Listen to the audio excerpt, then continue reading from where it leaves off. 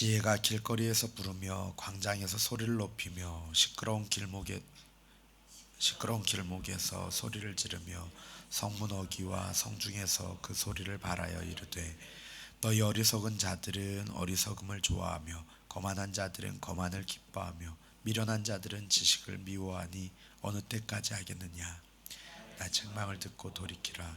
보라, 내가 나의 영을 너희에게 부어주며 내 말을 너희에게 보이리라. 내가 불렀으나 너희가 듣기 싫어하였고 내가 손을 폈으나 돌아보는 자가 없었고 도리어 나의 모든 교훈을 멸시하며 나의 책망을 받지 아니하였은즉 너희가 재앙을 만날 때 내가 웃을 것이며 너희에게 두려움이 임할 때 내가 비웃으리라. 너희의 두려움이 광풍같이 임하겠고 너희의 재앙이 폭풍같이 이르겠고 너희에게 근심과 슬픔이 임하리니 그때 너희가 나를 부르리라. 그래도 내가 대답하지 아니하겠고 부지런히 나를 찾으리라. 그래도 나를 만나지 못하리니 대저 너희가 지식을 미워하며 여호와 경외하기를 즐거워하지 아니하며 나의 교훈을 받지 아니하고 나의 모든 책망을 업신여겼음이니라. 그러므로 자기 행위 열매를 먹으며 자기 꾀에 배부르리라. 어리석은 자의 퇴보는 자기를 죽이며 미련한 자의 안일은 자기를 멸망시키려니와 오직 두려움이 없이 안전하리라. 아멘. 네, 5월 달부터 우리 함께 잠언 말씀을 보게 됩니다. 앞에 서론에서는 잠언을 기록한 목적이 지혜와 훈계를 알게 하고 명철의 말씀을 깨닫게 하는 것이다 라고 밝힙니다. 특히 어리석은 자들이 지혜를 듣고 슬기롭게 되며 젊은이들이 앞으로의 삶에 필요한 교훈을 얻게 하기 위해서 이 잠언을 기록했다라고 합니다. 이어서 젊은이에게 주는 아비의 훈계와 어미의 법이라고 하는 그 지혜, 그곳에서 지혜의 근본이 여호와 하나님을 경외하는 것이다라고 분명하게 밝히고 있습니다. 오늘 본문은 여성으로 의인화된 지혜의 목소리를 전하는 시로 지혜시라고도 불립니다. 잠언에서 이런 지혜시가 1장, 8장, 9장에 3번에 걸쳐서 나오는데 그중 첫 번째입니다.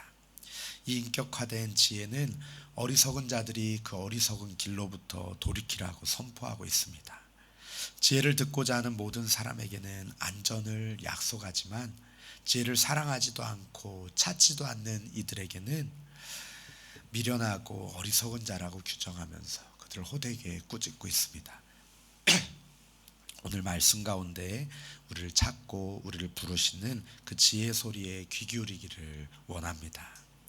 지혜가 공개적으로 어리석은 자들을 향하여서 돌이키라라고 명령하고 있습니다. 지혜가 광장에서 또 시끄러운 길목에서 성문 어귀와 성중에서 소리를 높여 외칩니다. 지혜가 있는 곳은 사람들이 넘쳐나는 거리와 성문 그리고 광장입니다. 이스라엘에서 성문은 백성들이 모이고 장로들이 그곳에 앉아서 통치하며 법정이 세워지는 곳이죠. 그리고 성문은 상거래와 통치가 수행되고 또 다양한 삶의 군락들이 펼쳐지는 공개적인 일상의 장소입니다. 모든 사람들을 위해서 열려있는 공간입니다. 그런 장소에서 지혜는 모든 사람에 다 들리도록 큰 소리로 선포합니다. 누구나 다 알도록 분명하게 말합니다. 그 오랜 악한 습관과 고질적인 죄악의 삶으로부터 벗어나라. 그 어리석은 길로부터 돌이키라고 촉구합니다. 죄송합니다. 책망을 듣고 돌이키면 지혜의 영을 부어주어서 깨닫게 해주겠다라고 약속하고 있습니다. 아무도 모른다라고 핑계할 수 없도록 모든 사람에게 열린 기회를 줍니다. 이 기회는 어리석은 자들에게도 열려 있습니다. 잠언에서는 어리석은 자들은 인생의 경험이 부족한 젊은이들이나 쉽게 속임을 당하는 어수룩한 사람들을 통틀어서 말하는데, 의인화된 지혜는 이 권위 있는 목소리로 이들에게 단호하게 꾸짖습니다. 우리 22절 말씀을 함께 읽어보겠습니다. 22절입니다. 시작. 너희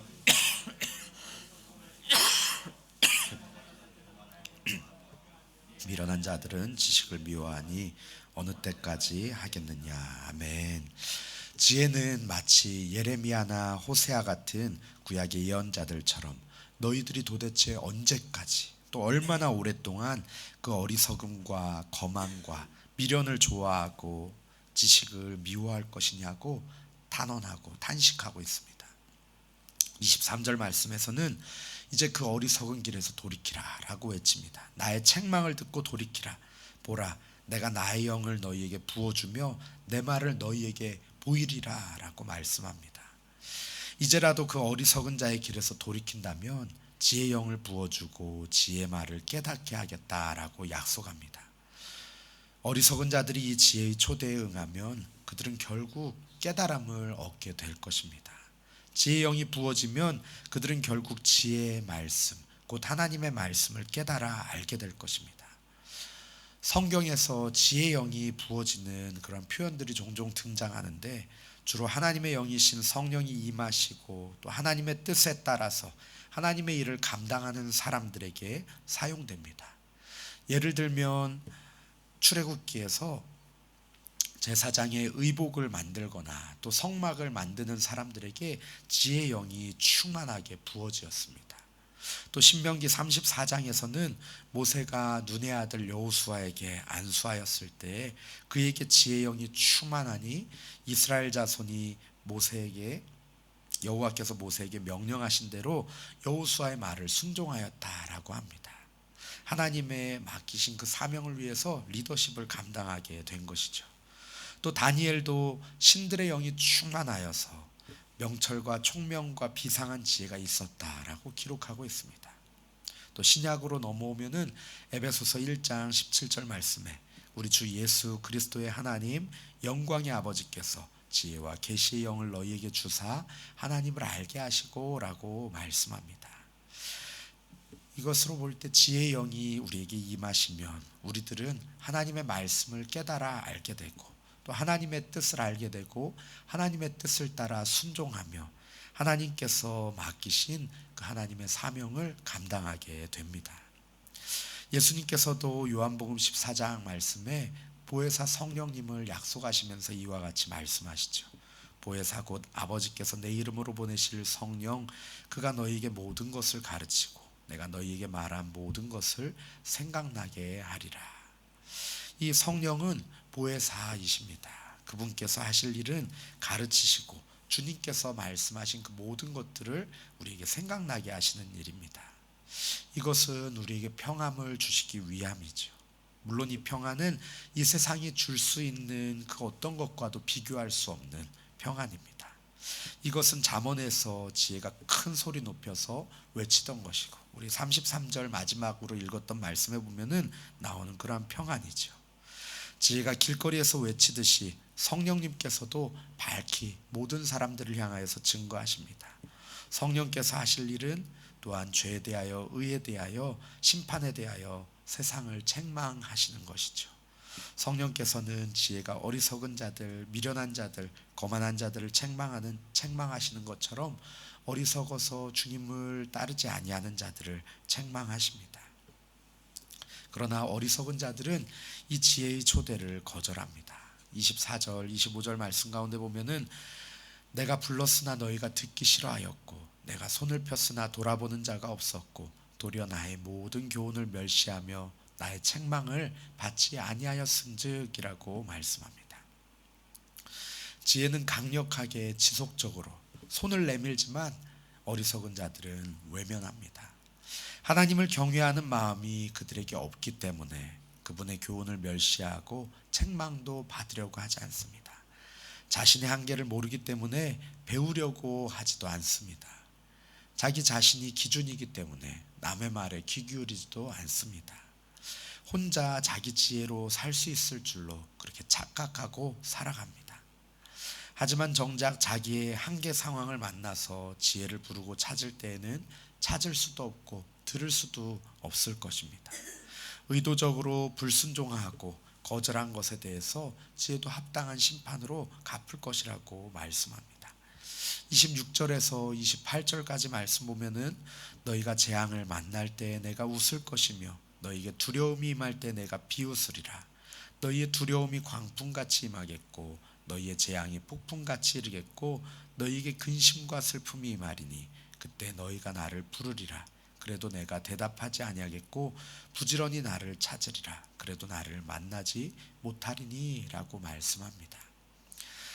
이사야 선지자가 이스라엘 백성들이 하나님의 뜻을 떠나서 더럽고 추악한 죄의 삶을 살면서 아무렇지 않은 척 그 하나님 앞에 나와서 제사할 때도 하나님이 이와 비슷하게 이사야 선지자의 입을 빌어서 말씀하셨습니다. 너희가 그렇게 할지라도 너희의 손에 피가 가득하기 때문에 나는 너희들을 외면하고 너희 기도를 듣지 아니하겠다. 그렇게 말씀하신 것처럼 지혜의 초청을 외면하는 이들을 모른다 하시겠다고 말씀합니다. 선지자들을 통해서 하나님의 뜻을 전했지만 듣지 않는 그들을 향해서 외면하겠다, 기도를 듣지 않겠다 하셨던 것처럼 지혜의 초청을 외면하는 자들 마찬가지로 듣지 않으시겠다라고 말하고 있습니다. 잠언을 계속 살펴보면서 우리가 더욱더 분명하게 알 수 있겠지만 이 지혜의 초청은 곧 여호와를 경외하는 삶으로의 초청이고 또 하나님께로의 부르심이죠. 그 부르심에 순종하지 않는 자들에게 주어지는 대가는 너무나도 분명하고 또 너무나도 처참합니다. 우리 31절, 32절 말씀을 한번 같이 읽어보겠습니다. 31, 32절입니다. 시작. 그러므로 자기 행위에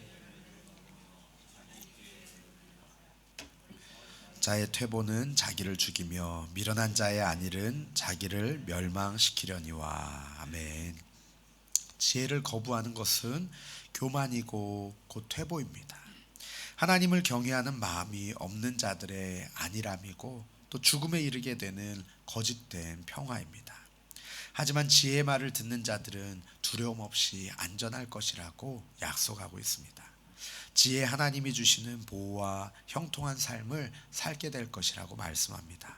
33절에서 오직 내 말을 듣는 자는 평안히 살며 재앙에 두려움이 없이 안전하리라 라고 말씀합니다. 지혜의 말씀, 곧 하나님의 말씀에 순종하며 돌이키는 자는 세상이 줄 수 없는 평안을 누리고 안전함 가운데 거하게 될 것입니다. 왜냐하면 우리 주님께서 피난처가 되시고 요새와 산성이 되시며 피할 바위가 되실 것이기 때문입니다. 그렇기 때문에 우리들은 이 지혜의 부르심에 순종하며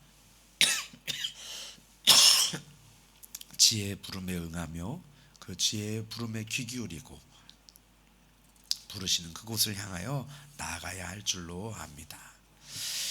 요한복음 1장에서는 하나님의 능력이요 하나님의 지혜가 되시는 예수님께서 이 땅에 오신 것에 대해서 이와 같이 선포합니다.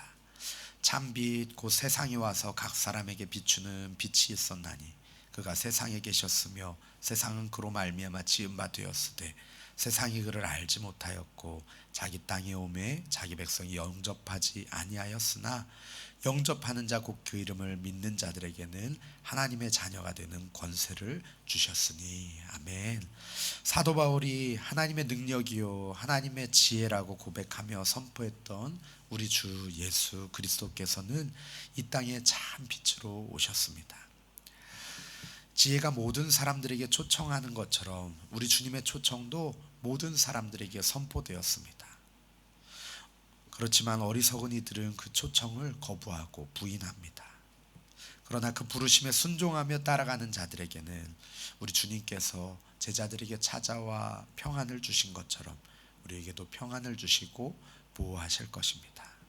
오늘 하루도 하나님의 지혜 되시는 우리 주님의 음성에 귀 기울이며 순종하는 하루 되시기를 예수님의 이름으로 축복합니다. 우리 시간에 함께 말씀을 붙들고 기도하기 원합니다. 함께 기도하실 때 하나님 지혜의 근원 되시는 우리 주 예수 그리스도의 부르심에 날마다 순종하며 나아가게 하여 주시옵소서. 지혜의 영이 부어지고 지혜의 말씀을 깨닫게 하신다 말씀하시는데 우리들 그 초청에 그 부르심에 순종하며 나아가게 하시고 매일매일 그 주님의 말씀 앞에 순종하며 나아가는 삶 살게 하여 주시옵소서. 주님이 주시는 평안을 누리고 재앙 앞에서도 두려움 없는 안전함 가운데 거하도록 주여 우리를 붙드시고 인도하여 주시옵소서. 함께 기도하시고 개인적으로 가지고 오신 기도 제목으로 기도하시겠습니다.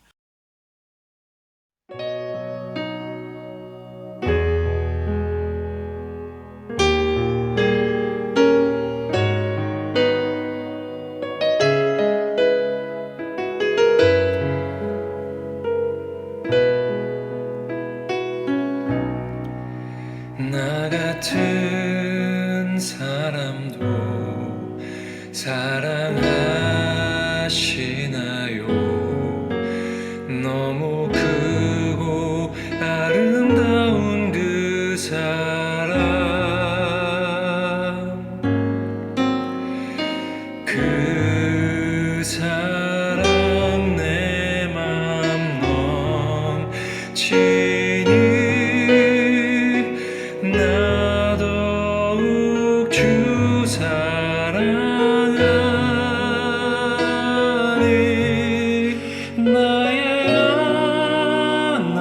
하나님, 살아계신 하나님, 당신의 뜻 이루어 주옵소서. 나의 하나님, 살아계신 하나님, 당신의 길 가게 하소서.